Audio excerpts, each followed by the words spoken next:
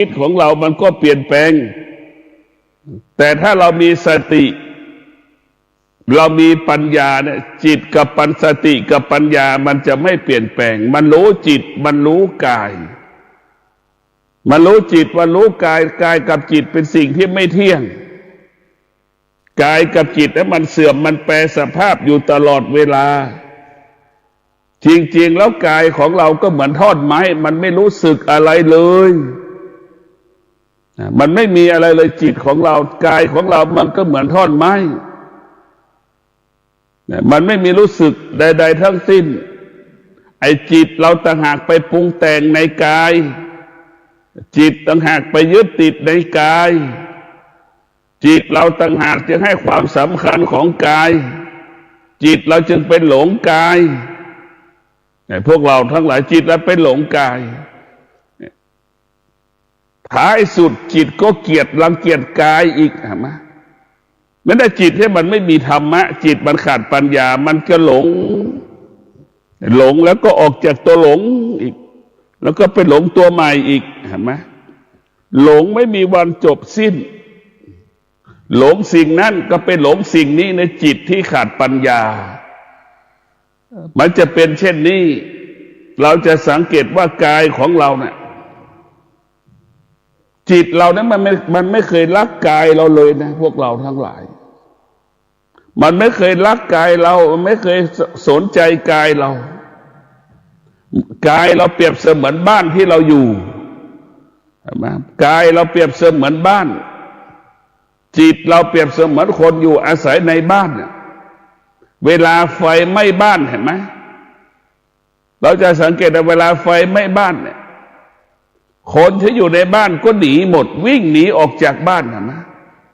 จิตมันก็เป็นเช่นนั้นแหละพวกเราจิตเปรียบเสมือนคนที่อยู่ในบ้านเวลาไฟไหม้บ้านเห็นไหมมันไม่เคยสนใจกายเลยไม่เคยสนใจบ้านเลยเห็นไหมเราจะเห็นสังเกตว่าจิตกับกายเนี่ยมันไม่รักกันมันไม่เคยสามัคคีกันมันจึงขัดแย้งกันแต่พวกเราทั้งหลายการนั่งสมาธิก็ดีการศึกษาเรียนรู้ธรรมะก็ดีให้กายกับจิตรวมกันเป็นหนึ่งเราจะให้กายกับจิตนั้นรวมกันเป็นหนึ่งเหมือนเราเอาน้ำตาลใส่น้ำกาแฟนั่นแหละเหมือนเราเอาน้ำผึ้งผสมมะนาวให้มันพอดีอย่างนั้นแหละเราให้กายกับจิตรวมกันเป็นหนึ่งเราจะต้องให้ฝึกให้ได้สิ่งที่เป็นปัญหาก็คือจิตนี่มันหลอกเราร่างกายของเราเนี่ยก็ไม่แตกต่างจากควายตัวหนึ่งเราเอาสร้อยคอไปใส่ในคอควายเครื่องประดับไปวางบนหลังควายรู้สึกไหมควายมันไม่รู้สึกร่างกายเราก็เป็นเช่นนั้นจิตเราต่างหากเปรียบเสมือนคนที่เป็นเจ้าของควายน่ะอาบน้ำให้ควายสะอาดสะอ้านประดับประดาบนหลังควายด้วยเครื่องประดับอย่างนี้เห็นไหมพวกเราทั้งหลายกายของเรามันไม่รู้สึกใดๆทั้งสิ้นแต่มนุษย์ทั้งหลายก็ไปปรุงแต่งกายหูก็ใส่เครื่องประดับเพชรพวกเรานึกดูแหวนมือนิ้วมือก็ใส่แหวนเพชรพวกเรานึกดูดิกำไลข้อมือก็กำไลเพชรอย่างเงี้ยเราไปปรุงแต่งหมดไอ้กายมันไม่รู้สึกเลยจิตไปอาศัยกายท้ายสุดจิตมันก็ไม่รักกายเห็นไหมมันไปปรุงแต่งฟันก็ใส่ฟันทองคำอย่างเงี้ยพวกเราทั้งหลายทุกอย่างเนี่ยมันอยู่ที่เราฝึกจิตแต่ถ้าเราไม่ฝึกจิตเราก็จะหลงวกไปวนมาวกไปวนมานั่นแหละเหมือนแม่วกไปวนมาอยู่กับลูกแต่แม่ไม่ได้ฝึกจิตก็ละลูกไม่ได้คิดถึงลูกพอคิดเรื่องลูกคนนี้คิดถึงลูกคนนั้นอีกพอคิดถึงลูกคนนั้นก็คิดถึงลูกคนนี้อีกวกไปวนมาคิดถึงหลานคนนั้นอีก อันนี้แหละคือจิตที่เราไม่ได้ฝึกฝนจิตที่มันขาดปัญญามันจึงอยู่กับความไม่เป็นจริงมันจึงทำให้จิตเราทุกข์ทรมานลำบากเนี่ยพวกเราทั้งหลายเรามานั่งสมาธิเราพิจารณาให้จิตเราเกิดปัญญาเมื่อเราจิตเกิดปัญญาแล้วเมื่อจิตเราเกิดปัญญาแล้วจิตจะเห็นความจริงจิตจะอยู่กับความเป็นจริงร่างกายของเราเนี่ยมันไม่เที่ยงมันจะรู้อย่างนี้เมื่อร่างกายมันเจ็บป่วยจิตก็รู้ว่าเจ็บป่วยจิตก็จะไม่ค่อยตามกับความเจ็บป่วยของกายแต่พวกเราทั้งหลายเจ็บก็ปวดก็รู้ว่าปวดจิตมันก็ต้องรู้ด้วยจิตของเราเองจิตก็ต้องรู้เองว่าจิตมันไม่เที่ยงความเจ็บปวดเป็นสิ่งไม่ทนปวดหัวก็เป็นสิ่งที่ไม่ทนปวดหลังก็เป็นสิ่งที่ไม่ทนเจ็บแข้งเจ็บขามันก็เป็นสิ่งที่ไม่ทนปวดขาก็เป็นสิ่งที่ไม่ทนมันไม่มีอะไรสิ่งที่มันคงทนสภาพเดิมมันไม่มีให้เราเข้าใจเช่นนี้มันไม่มีสิ่งใดที่คงสภาพเดิมในพวกเราทั้งหลายเราทำไมเราเกิดตื่นเช้ามาเนี่ยเราทั้งหลายตื่นมาแล้วไม่สนุกไม่มีความสุขเพราะอะไรเนี่ยพวกเราทั้งหลายเพราะจิตส่งออกนอกจิตไม่ได้อยู่กับกายเนี่ยเราไม่ได้อยู่กับปัจจุบันและเราก็ไม่ได้อยู่เหนือกับปัจจุบันเราต้องอยู่เหนือปัจจุบันนะพวกเราทั้งหลายถ้าอยู่กับปัจจุบันก็เป็นทุกข์ตื่นขึ้นมาปัจจุบันเราตื่นเป็นทุกข์เห็นไหมตื่นเช้านะเป็นทุกข์เห็นไหมทุกคนเป็นทุกข์อยู่กับปัจจุบันก็ยังเป็นทุกข์เรามีสติและปัญญาอยู่เหนือปัจจุบันมีสติมีปัญญาอยู่เหนือปัจจุบันเราจะอยู่เหนือมันหมดเราจะเป็นผู้ควบคุมอดีตควบคุมอนาคตควบคุมปัจจุบันอดีตอนาคตปัจจุบันก็เป็นเรื่องสิ่งที่ผ่านไปทั้งสิ้นมันแปรสภาพตลอดสติปัญญามันคงสภาพเดิมอยู่เหนือปัจจุบันอยู่เหนืออดีตอยู่เหนืออนาคตเราฝึกจิตเรามาฝึกจิตให้จิตเราอยู่เหนือปัจจุบันให้อยู่เหนืออดีตให้อยู่เหนืออนาคตพอเราฝึกจิตเราปัจจุบันก็คืออดีตก็คือปัจจุบันมาพวกเราทั้งหลายทั้งปัจจุบันอดีตกลายเป็นอนาคตมันก็วกไปวนมาอย่างนี้แหละแต่สติปัญญาไม่มีอดีตไม่มีอนาคตไม่มีปัจจุบันสติปัญญาจะอยู่เหนืออดีตอยู่เหนืออนาคตอยู่เหนือปัจจุบันดวงจิตที่มีสติมีปัญญาจึงอยู่กับสิ่งที่อยู่จึงอยู่กับคำว่ารู้อยู่เหนือรู้พวกเราทั้งหลายนี่แหละผู้มีสติมีปัญญารู้แล้วก็อยู่เหนือรู้มันไม่มีอดีตไม่มีอนาคตไม่มีปัจจุบันรู้อยู่เหนือรู้สิ่งที่เรารู้มันเป็นปัจจุบันแล้วก็อยู่เหนือมันอย่างนี้พวกเราทั้งหลายรู้อยู่เหนือรู้แล้วก็ไม่ยึดติดสิ่งที่เรารู้มันก็ไม่มีอะไรสักอย่างละรู้แล้วก็ละเห็นไหมพวกเราทั้งหลายเรารู้ของมนุษย์ทั้งหลายเป็นภาระทั้งสิ้นรู้ด้วยปัญญาไม่เป็นภาระไม่มีสิ่งใดที่จะมาทำให้รู้ด้วยปัญญาเป็นของเบาเหมือนคนที่มีบัตร ATM กดเงินนั่นแหละรู้ด้วยปัญญาง่ายๆคนที่รู้แล้วขาดปัญญาขาดสติขาดปัญญาเหมือนคนที่มีเงินจำนวนแสนล้านอยู่ในกระเป๋าอยู่ในบ้านนั่นแหละมันกังวลใจรู้แล้วขาดปัญญามันกังวลใจเหมือนคนมีเงินแสนเงินล้านอยู่ในบ้านอยู่ในกระเป๋ากลัวคนจะขโมยกลัวคนจะรู้มันแหละคือกังวลใจแต่รู้ด้วยสติปัญญาเหมือนมีบัตร ATM อยู่ในกระเป๋าไม่ต้องกังวลใจใดๆทั้งสิ้นเพราะบัตร ATM อยู่ในกระเป๋าเราไม่มีใครจะมาแย่งชิงเราไปได้นี่แหละรู้ด้วยปัญญารู้ด้วยสติปัญญาพวกเราทั้งหลายเพราะฉะนั้นพอภาระมันไม่มีปัญหามันไม่เกิด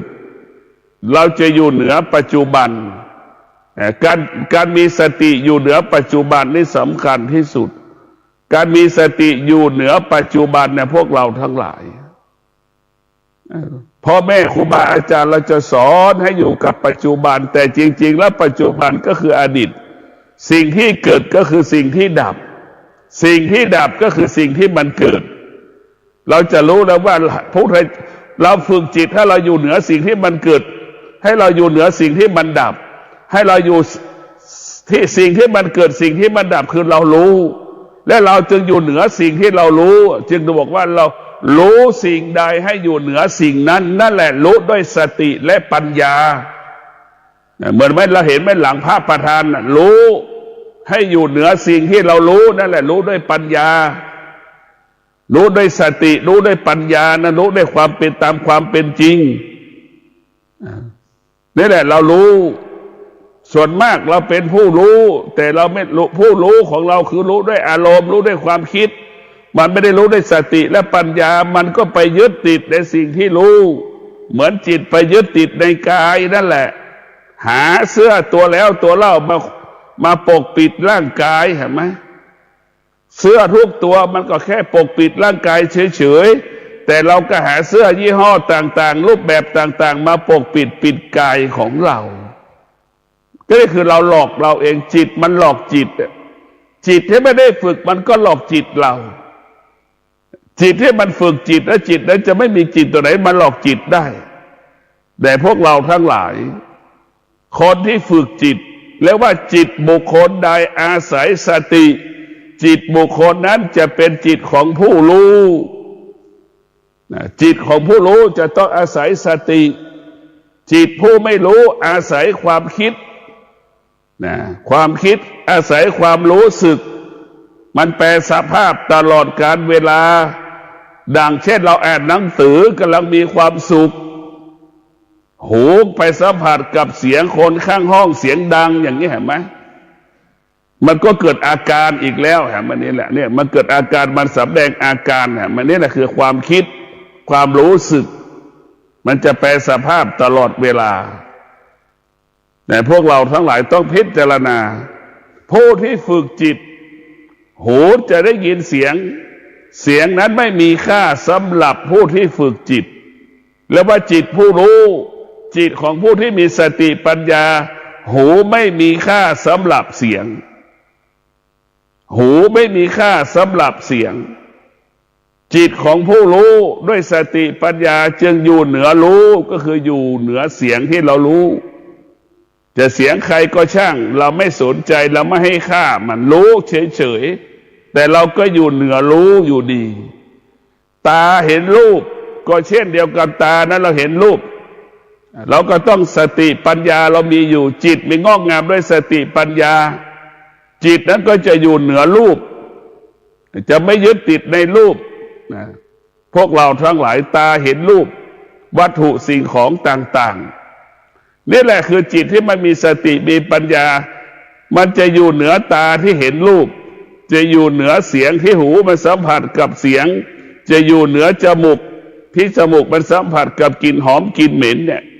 จะอยู่เหนือความรู้สึกรสชาติของอาหารต่างๆนานานะพวกเราทั้งหลายรู้เราจึงพิจารณาตลอดเวลานะพวกเราต้องพิจารณาชีวิตของเราเนี่ยมันต้องฝึกฝนจิตถ้าเราไม่ฝึกฝนจิตเราเป็นจิตผู้ไม่รู้เนี่ยมันก็จะหลงเหมือนคนเป็นแม่จนตายเป็นลูกจนตายนั่นแหละเนี่ยลำบากเพราะจนแม่ก็ลำบากเพราะแม่เป็นแม่ลำบากเพราะลูกเป็นลูกอย่างเงี้ยพวกเราทั้งหลายแม่80ลูก60ลูกก็ยังเป็นลูกอยู่ทำตัวเป็นลูกไม่มีปัญหาก็มาหาแม่ช่วยไม่มีเงินก็มาขอแม่ใช้อย่างเงี้ยยังจะเป็นลูกอยู่นี่คือลำบากถ้าแม่คนไหนได้ลูกเป็นลูกจนตายเนี่ยแม่จะลำบากถ้าแม่คนไหนได้ลูกเป็นแม่ได้ลูกเป็นพ่อเนี่ยแม่จะมีความสุขหมายความว่าลูกเราดำรงตนเหมือนแม่เสมือนพ่อรับผิดชอบพ่อแม่จนแก่เฒ่าเนี่ยนั่นแหละลูกพ่อแม่ได้ลูกเนี่ยเป็นพ่อเป็นแม่ลูกจะรับผิดชอบเราดูแลเราตลอดเวลาพวกเราต้องพิจารณาว่าเราจะต้องกายของเราเนี่ยมันเสื่อม จิตของเรามันก็เสื่อมให้กายรู้จิตว่าจิตนี้มันเสื่อมเหมือนบ้านที่เราสร้างนั่นแหละมันสร้างไปมันก็เสื่อมไปสร้างเพื่อความมั่นคงแต่พวกเราทั้งหลายร่างกายเราเกิดมา1 วันมันก็เสื่อม1 วันเกิดมา1 วันแล้วมันก็แก่1 วันเกิดมา1 วันมันก็เจ็บมา1 วันนะพวกเราทั้งหลายเราเกิดมา1 วันมันก็ตายไป1 วันนั่นแหละเรียกว่าเกิดแก่เจ็บตายมันเกิดพร้อมๆกันเนี่ยพวกเรามันเกิดพร้อมกันเพียงแต่ว่าตัวใดตัวหนึ่งสำแดงอาการเท่านั้นแต่เราต้องพิจารณาเราต้องเอาให้จิตเรามีสติมีปัญญาในพวกเราทั้งหลายให้จิตเรามีสติให้จิตเรามีปัญญาเมื่อจิตเรามีสติมีปัญญาแล้วเราจะอยู่เหนือสิ่งที่เรารู้ทั้งหมดทั้งสิ้นเรียกว่าเราอยู่เหนือปัจจุบันเมื่อเรามีสติมีปัญญาเราอยู่เหนือปัจจุบันเมื่อเราอยู่เหนือปัจจุบันมันก็ไม่มีอะไรให้เรารู้มันก็ไม่มีอะไรทำให้เราทุกข์ใจเสียใจใจเรามันก็ว่างใจเราก็สบายเมื่อเราอยู่เหนือปัจจุบันเราอยู่กับปัจจุบันเราก็ยังเป็นทุกข์อยู่เพราะเราไปติดในปัจจุบันอีกแต่ถ้าเราอยู่เหนือมันเหมือนดาวเทียมโคจรรอบโลกนะพวกเราทั้งหลาย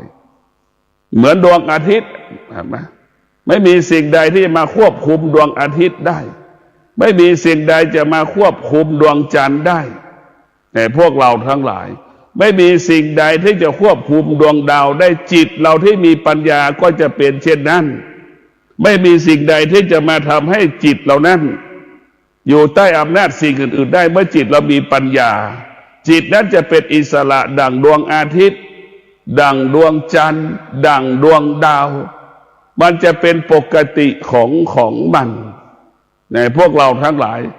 จิตที่ไม่ได้ฝึกฝนจิตที่ไม่ได้รับการอบรมพอได้รับแสงแดดก็เกิดอาการสำแดงอาการได้รับแสงของพระอาทิตย์เกิดอาการสำแดงอาการเมื่อแสงจันทร์ได้รับจิตของเราได้รับรู้เรื่องแสงจันทร์ได้สัมผัสกับแสงจันทร์ก็หลงแสงจันทร์อีก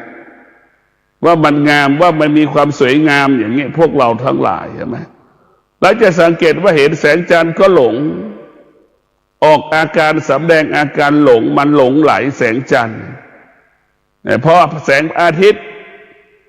ความร้อนเกิดขึ้นเที่ยงวันก็เกิดรังเกียจอีกเกียจความร้อนอีกว่ามันร้อนเห็นไหมและถ้าจิตที่ไม่ได้ขาดสติขาดปัญญาจิตเป็นผู้ไม่รู้มันจะเป็นเช่นนี้ถ้าจิตของเราเป็นผู้รู้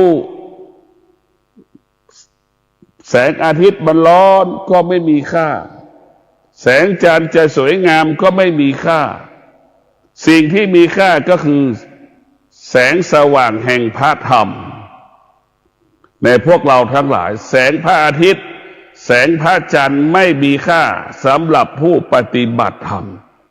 แสงแห่งพระธรรมมีค่าส่องแสงสว่างทั้งกลางคืนและกลางวันแสงพระธรรมนั้นสว่างทั้งกลางคืนและกลางวันเมื่อเรามีสติปัญญาแล้วเราจะตื่นรู้ตลอดเวลาเมื่อเรามีสติมีปัญญาแล้วเราจะตื่นรู้อยู่ตลอดเวลานะพวกเราทั้งหลายตื่นรู้อยู่ตลอดเวลาให้เราพิจารณาว่าเรามีสติมีปัญญาเราจะตื่นรู้อยู่ตลอดเวลาตื่นรู้อยู่ตลอดเวลาจะนั่งเราก็รู้จะนอนเราก็รู้จะยืนเราก็รู้เห็นไหมเลยเราอยู่เหนือมันหมดเมื่อเรารู้เราจะอยู่เหนือสิ่งที่เรารู้สิ่งที่เรารู้ก็ไม่สามารถทำให้เราเจ็บป่วยทุกข์ทรมานได้เราจะว่ามีคำว่าเมื่อเราอยู่กับปัจจุบันเมื่อเราอยู่กับปัจจุบันและอยู่เหนือปัจจุบันเนี่ยเราจะไม่เจ็บเราจะไม่ประมาทคำว่าผิดพลาดจะไม่เกิดเนี่ยพวกเราทั้งหลายปัจจุบันมันก็หลอกเราได้เพราะฉะนั้นจิตที่ฝึกฝนมันจะอยู่เหนือปัจจุบันเพราะปัจจุบันก็เป็นเรื่องกิเลสอยู่ทั้งสิ้นกิเลสตัณหามันอยู่กับปัจจุบันน่ะสติปัญญาเราเหมือนดาวเทียมเหมือนดวงอาทิตย์ดวงจันทร์นั่นแหละเหมือนดวงดาวต่างๆนั่นแหละไม่มีใครควบคุมมันได้กิเลสตัณหาราคะไม่สามารถทำให้สติสมาธิปัญญานั้นสะเทือนหวั่นไหวได้ สติสมาธิปัญญาเหมือนดวงดาวดวงจันทร์ดวงอาทิตย์นั่นแหละไม่มีสิ่งใดจะมาหยุดยั้งมันได้กิเลสตัณหาราคะความโลภความโกรธความหลงไม่สามารถมาหยุดยั้งดวงจิตที่มีสติสมาธิปัญญาได้แต่พวกเราทั้งหลายเราต้องพิจารณากายของเราเนี่ยมันก็เป็นธรรมกายของเราเนี่ยเป็นต้นเหตุให้เกิดความทุกข์ทั้งสิ้นในพวกเราทั้งหลายกายนั้นมันสำคัญพวกเราโดยเฉพาะผิวหนังของเราเนี่ยพวกเราทั้งหลายเราไปหลงผิวหนังมันปกปิดกายข้างในเราเห็นไหมคนถูกรถชนความสวยงามอยู่ตรงไหนคนป่วย6 เดือน7 เดือนไปดูว่าผิวหนังมันสวยตรงไหนเราพิจารณาดูฟันมันสวยอยู่ตรงไหนหูมันสวยอยู่ตรงไหนหน้าผากมันสวยอยู่ตรงไหนแล้วเราไปดูมันดูคนแก่ดูเด็กหนุ่มสาวที่มันเจ็บป่วยใกล้ตายลักษณะเป็นอย่างไรเราไปดูเราจะไม่หลงมันเลยเพราะเราดูเรียกว่าเรารู้ไม่ครบกระบวนการของคนเจ็บป่วยถ้าเราเห็นความจริงเราเห็นความจริงหนุ่มสาวมันป่วยแล้วเป็นยังไงคนแก่แล้วป่วยมันเป็นยังไงเราจะเห็นอาการแต่เราต้องพิจารณากายก่อนเราต้องพิจารณากายนี่สำคัญที่สุดเพราะเราไปหลงกายหลงผิวหนังนั่นแหละผิวหนังเนี่ยมันทำลายคนฆ่าคนเพราะผิวหนังนี่แหละถ้าเราเห็นความจริงไหมถ้าเราเห็นผิวหนังคนหนุ่มสาวที่มันป่วยใกล้ตายเป็นยังไงฟันมันเป็นยังไงเราก็ไปดูผิวหนังมันเป็นยังไงลูกตามันเป็นลักษณะแบบไหนผมมันเป็นลักษณะแบบไหนเราก็ลองดูนี่แหละพวกเราถ้าเห็นความจริงอย่างนี้เราจะไม่หลงเลยเราไม่เคยเห็นความจริงของกายเราเห็นความจริงนอกกายมันจึงทำให้เราไปลุ่มหลงมันแต่พวกเราต้องหยุดปรุงแต่งให้กับกายเราจะไม่ปรุงแต่งกายนะพวกเรากายนี่สำคัญที่สุดมันพาให้เรารักพาให้เราหลงพาให้เราเกลียดให้เรามีสติเห็นกายเป็นของเน่าของเหม็นให้เรามีสติว่าร่างกายของเรานี่ก็เป็นแค่ฟืนท่อนหนึ่งเห็นไหมมันเกิดประโยชน์ตอนที่เราเอาฟืนไปต้มน้ำแค่นั้นแหละมันเป็นประโยชน์แค่บางเวลากายของเรานี่พวกเราทั้งหลายจิตเราก็เห็นกายบางเวลามาเห็นกายบางเวลาเท่านั้นจึงฝากให้พวกเราได้พิจารณากายของเราได้มีความสำคัญมีความจำเป็นต่อจิตกับกายเนี่ยมันก็ต้องอาศัยกันซึ่งกันและกันอยู่ตลอดเวลาจึงฝากให้เราได้พิจารณาว่ากายของเรากับจิตของเรานี้มีความสำคัญกันอย่างไรเราจะต้องให้ความสำคัญผู้ที่มีปัญญาจึงให้ความสำคัญว่าสรรพสิ่งทั้งหลายมีชีวิตก็ดีไม่มีชีวิตก็ดีมีความสำคัญมีความจำเป็นต่อกันและกันมีความจำเป็นมีความสำคัญต่อกันและกันพวกเราทั้งหลายเช่นตาเราเจ็บไม่ต้องตาบอดแค่ตาเราเจ็บเราจะไปซื้อวัตถุสิ่งของใดๆเราก็ไม่สามารถเห็นวัตถุสิ่งของนั้นชัดเจนนี่แหละมันเป็นปัญหาไปหมดหูของเรามันเจ็บป่วยเห็นไหมการรับรู้ของเสียงก็หายไปแล้วไม่ชัดเจนเนี่ยเราจะได้ไปฟังไปซื้อของถ้าคนจะบอกราคาเท่าไหร่เนี่ยเราก็ยังไม่รู้อีกเห็นไหมแต่พวกเราทั้งหลายมันเป็นปัญหาไปหมดเพราะฉะนั้นชีวิตของเราสรรพสิ่งทั้งหลายที่มันเกี่ยวข้องกับชีวิตของเรามีความสำคัญเสมอเหมือนกันหมดแต่ไม่มีสิ่งใดสิ่งหนึ่งสำคัญกว่าสิ่งหนึ่งไม่มีแต่สรรพสิ่งทั้งหลายเสมอเหมือนกันหมดมีความสำคัญเสมอเหมือนจิตอาศัยกายเหมือนกายอาศัยจิต เนี่ยพวกเราทั้งหลายถ้าไม่มีจิตไม่มีกายไม่มีกายไม่มีจิตทั้งกายทั้งจิตมันจึงเหมือนต้นไม้นั่นแหละพวกเราทั้งหลายต้นไม้ขาดดินก็ไม่ได้ขาดน้ำก็ไม่ได้ขาดแสงแดดก็ไม่ได้เห็นไหมขาดอากาศก็ไม่ได้ชีวิตเราก็เป็นเช่นนั้นแหละมีความสำคัญต้นไม้กับมนุษย์ก็เป็นเช่นเดียวกันมันจะขาดสิ่งใดสิ่งหนึ่งไม่ได้มันจะต้องสมดุลซึ่งกันและกันจึงฝากให้เราได้พิจารณาว่าธรรมะของพระพุทธเจ้านั้นเป็นความจริงของชีวิตเป็นความจริงของโลกเป็นความจริงของคนทุกคนทุกคนเกิดมาล้วนแสวงหาความจริงทุกคนเกิดมาแสวงหาความจริงเดินตามหาความจริงความจริงไม่ได้อยู่อเมริกาความจริงไม่ได้อยู่ประเทศอังกฤษความจริงไม่ได้อยู่ประเทศไทยความจริงอยู่ที่กายกับจิตเห็นกายเห็นจิตก็เห็นอเมริกาเห็นกายเห็นจิตก็เห็นประเทศไทยเห็นกายเห็นจิตก็เห็นว่าคนอเมริกากับคนไทยเหมือนกันหมดเห็นไหมพวกเราทั้งหลายแล้วจะมองแล้วเห็นกายเห็นจิตเราจึงรู้ว่าคนไทยกับคนอเมริกาก็เหมือนกันหมดก็คือแก่เจ็บตายคนไทยคนอเมริกาก็เสมอกันหมดความโลภความโกรธความหลงมีความเกลียดมีความชังอยู่ในหัวใจเหมือนกันหมดเนี่ยถ้าเราเห็นกายกับจิตเราจะเห็นธรรมเราก็จะเห็นธรรมเห็นกายเห็นจิตจึงรู้ว่าคนอเมริกา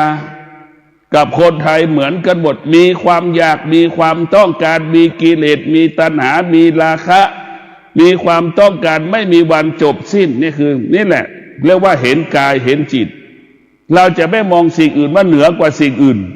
มันเหมือนกันหมดเมื่อมีกายกับจิตคือเราเห็นกายกับจิตแล้วนี่นั่นแหละคือเห็นธรรม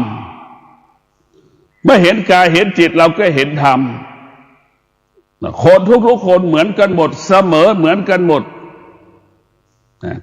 เกิดมาถ้าเราฝึกจิตอบรมจิตเราจะไม่เสมอเขาดังผู้ที่ฝึกจิตก็จะอยู่กับความร้อนได้ผู้ที่ฝึกจิตอยู่กับความหนาวเย็นได้ผู้ที่ฝึกจิตอยู่กับฝนตกได้คนที่ไม่ได้ฝึกจิตอยู่กับฤดูร้อนไม่ได้เริ่มออกอาการเราจะไปหาซื้อแอร์หาพัดลมแอร์หาสารพัดพวกเราทั้งหลายเราจะต้องพิจารณาว่ากายของเรามันเป็นแบบไหนอย่างไรเราต้องพิจารณาถ้าเราไม่พิจารณาแล้วเราจะลำบาก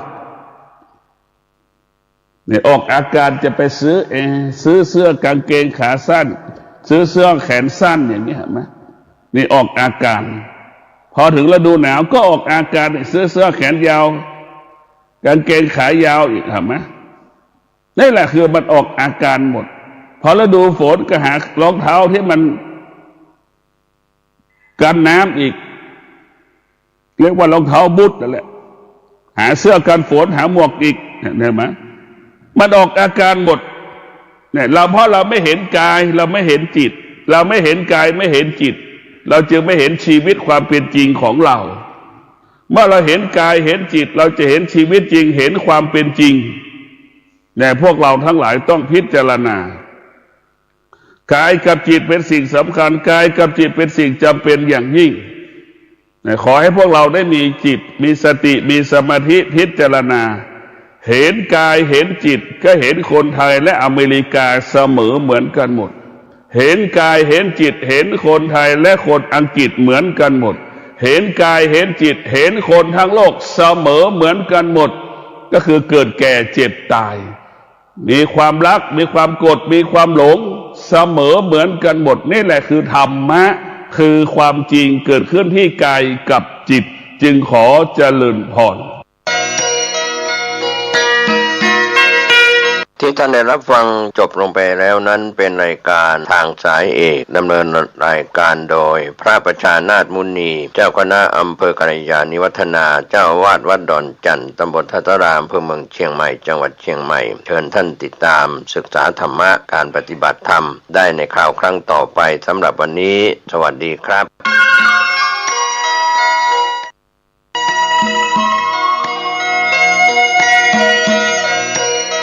สารเพื่อการประชาสัมพันธ์โครงการปรับภูมิทัศน์และพัฒนาปรับพื้นที่รอบอุโบสถวัดป่าแดงมหาวิหารมติคณะกรรมการบริหารวัดป่าแดงมหาวิหารครั้งที่ 4/2567 ได้เห็นชอบและอนุมัติให้ดำเนินโครงการใช้เงินบริจาคและเงินสะสมของวัดเพื่อพัฒนาปรับพื้นที่ของวัดป่าแดงมหาวิหารจึงขอเชิญชวนผู้มีจิตศรัทธาร่วมพัฒนาเพื่อถวายเป็นพระราชกุศลถวายพระเจ้าสามฝั่งแกนและพระเทวีพระเจ้าติโลกราชพระเมืองแก้วและอดีตเจ้าอาวาสวัดป่าแดงมหาวิหารมีพระญาณคัมภีร์พระมหาสวามีโพธินันทะครูบาเจ้าศรีวิชัยพระอธิการอินแก้วอรินทโรครูบาอ่องขอเชิญชวนผู้มีจิตศรัทธามีเจตนาร่วมในข่าวครั้งนี้โอนเงินผ่านธนาคารกรุงไทยสาขาสุเทพชื่อบัญชีวัดป่าแดงมหาวิหารเลขที่บัญชี521064750สอบถามรายละเอียดเพื่อร่วมทำบุญได้ที่0818815690ก็เป็นโครงการปรับภูมิทัศน์และพัฒนาปรับพื้นที่รอบอุโบสถวัดป่าแดงมหาวิหารตำบลสุเทพอำเภอเมืองเชียงใหม่จังหวัดเชียงใหม่โครงการนี้เริ่มดำเนินการท่านที่จะร่วมบุญร่วมกุศลร่วมอนุโมทนาได้บุญได้กุศลได้ความดีโดยทั่วหน้า